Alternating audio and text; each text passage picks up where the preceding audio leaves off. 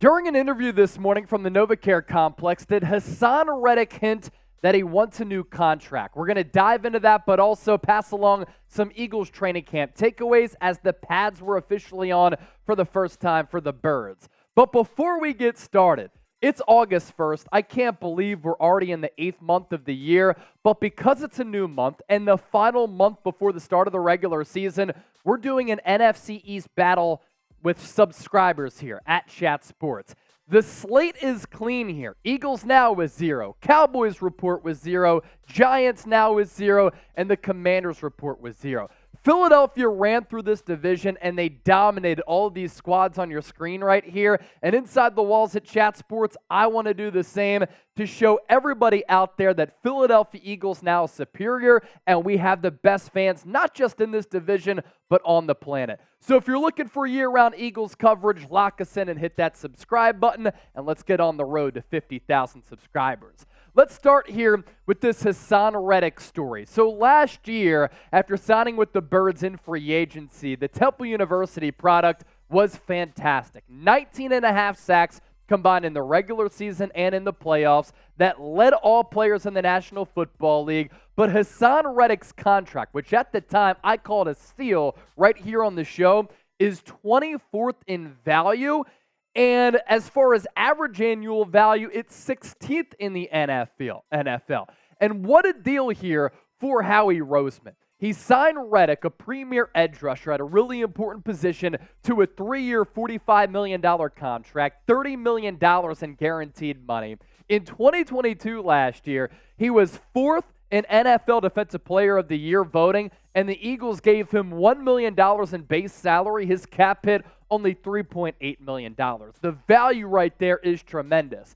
This upcoming season in 2023, the base salary is $1 million with the cap hit of 7.2, and then the final year of his deal, $13.7 million is the base salary with the cap hit of 20.8. So really a lot of the money that he's going to make on the $45 million contract with 30 guaranteed does come in 2024. So after the season that he turned in last year, you could see when he looks and canvasses what other edge rushers are making across the NFL, he wants a pay upgrade, and he certainly deserves it. For a player this good, at this important of a position, that is a hell of a contract by Howie Roseman, especially with the way that he constructed it, allowing the Eagles to pay other premier players last year and this year while getting a lot of production last year, and hopefully that's going to be the same case as history repeats itself, ideally in 2023. Now here's a direct quote from Haason Reddick when pressed by the reporters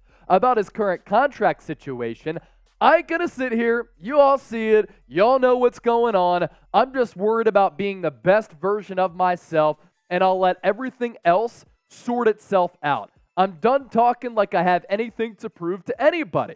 And when you look at that quote, when I read it to you, where did Haason Reddick lie? He didn't. He doesn't have to prove anything to anybody. He's the only player in the history of the NFL with double-digit sacks in 3 consecutive seasons for 3 different organizations. And I have to give him credit because I love how Reddick is approaching this situation. He's not making it a controversy, but he's aware that he deserves more money with the production that he's put forward. Now, yes, at the same sentiment, he did sign that contract only a year ago in NFL free agency, and I imagine he's going to have to play out the remainder of it, but maybe Howie Roseman can give him a contract extension after this year if the production continues to give him some of that long-standing financial flexibility.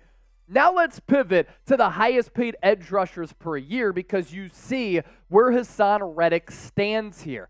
TJ Watt, that recently signed deal last year, $28 million per year. Joey Bosa makes $27 million per year. Myles Garrett at $25 even. Khalil Mack, $23.5 million average annual value.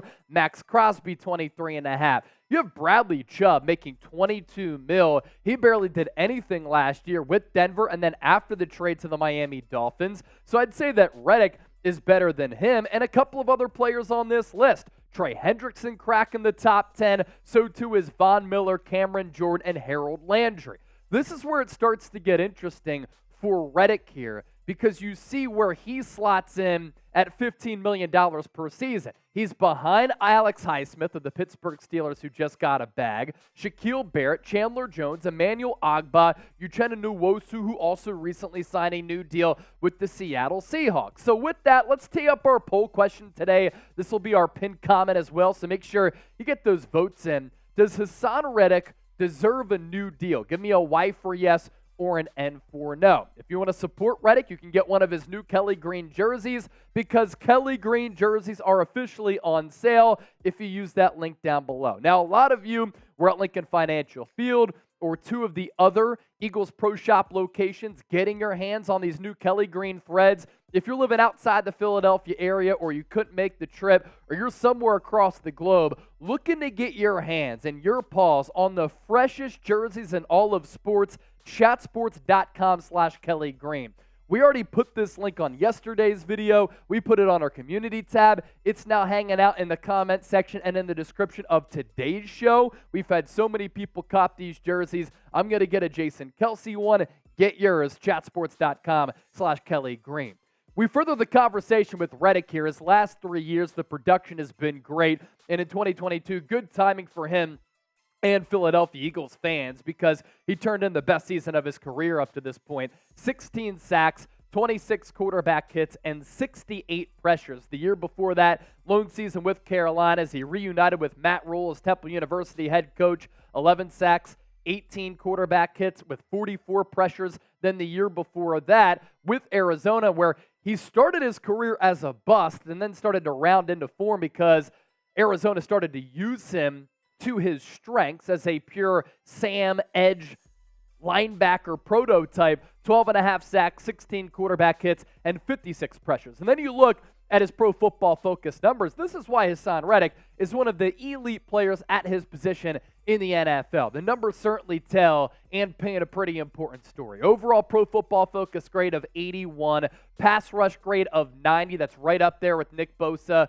who had 18.5 sacks in the regular season and won Defensive Player of the Year. I think soon, Bosa is going to become the highest paid defensive player in league history, overtaking Aaron Donald. 18 hurries for Reddick last year, 10 hits, and then those 68 pressures. But he also turned it on when it mattered the most, and in the pressure cooker throughout the NFL playoffs. Reddick's combined 16 sacks with his 3.5 in the playoffs gave him 19.5 last year. That's how he led all players in the league, and he was a game changer. He was a game wrecker. He changed the complexion of games coming across that edge. He turned the game against San Francisco, had a couple of big plays against the New York Giants. Unfortunately, because of the sod father, he was losing his footing in the Super Bowl in Arizona, but the playoff numbers very, very good, and that's what you want to see from a preeminent player, is production when it matters the most. So really, to summarize everything here before we get to our training camp takeaways, it's easy to see why Haason Reddick wants a new contract. He's making $15 million per year. That's 16th among all players in the league. He was vitally important to the Eagles' success last year on the defensive side of the ball as they led the NFL with 70 sacks as a team. He plays a premier position that the Eagles put the utmost importance in. He's only 28 years old, and his production has backed up the sentiment where he believes that he should get paid a little bit more money, and he wants some more financial stability at the end of his deal or getting tacked on to the deal that's already been set in stone with the ink put to paper. So with Nolan Smith waiting in the wings, I do think this becomes a pretty interesting scenario here, because will Reddick get the deal that he's seeking with some years and money tacked on to what he already has, 2 more years on the books? Or are the Eagles going to look at this as a situation where they drafted Nolan Smith, similar size, similar player, similar skill set, similar attributes to Haason Reddick, and the thought is once Reddick's contract expires, Nolan Smith should be in that realm that Reddick is in now, and then they're able to save money by getting off of Reddick and then have Nolan Smith still on that rookie year, or that rookie contract, and then Nolan Smith maybe signs that contract extension at some point down the road. Something to think about here for Reddick, because when you look at this quote here. I ain't going to sit here. Y'all see it. Y'all know what's going on. I'm just worried about being the best version of myself, letting everything else sort itself out. I'm done talking like I have anything to prove to anybody. He doesn't have to prove anything to anybody. The real ones know that he is a very elite player in this league. Let's round out the show with this. Just some quick training camp takeaways. The Eagles had their first padded practice of the summer, and Jalen Hurts is on fire right now. He has not thrown an interception so far in training camp. And today at the NovaCare Complex in South Philly, Jalen Hurts was once again awesome, making really good decisions with the football. His accuracy and precision in airing it out has been on point. Thanks to Elliott Shore-Parks once again for the training camp stats. He does a great job with that. Hurts today, 15 of 17, 2 touchdowns, no picks. The highlight of the day, a touchdown pass and a dime to A.J. Brown, who beat James Bradbury in coverage. That connection between Hurts and Brown continues to be straight up lethal, and that touchdown went for more than 40 yards. Hurts was surgical, and like I said, has not thrown an interception yet. Mekhi Garner, the UDFA cornerback out of LSU, did have the hit of the day. He lit up Charleston Rambo. Marcus Mariota has been running the football really effectively, but throwing the ball has been dicey. He's thrown some interceptions. He's been a little bit inaccurate. The Eagles' depth on that second string offensive line has been a little bit of a problem. So it's not like Mariota deserves all of the heat, but he hasn't performed well up to this point. Joseph Nagata, the Clemson wide receiver, he's been flashing.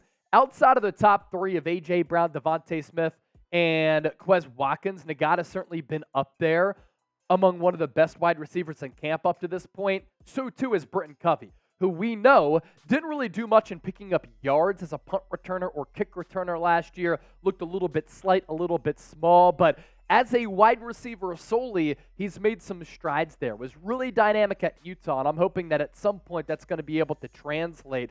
Mario Goodrich, by the way, got nickel snaps at corner, and then Christian Ellis got first-team linebacker reps over Nicholas Morrow. A little bit of a position battle working itself out there potentially, and Goodrich, obviously, at that nickel spot is very, very interesting. If you made it to the end of the show, we appreciate you. Real one, Real John roll call. And if you're a real one, type Real John. If you're a Real John, type Real John. You get the deal. Thanks for watching. Don't forget to subscribe, and we'll catch you next time here on the show.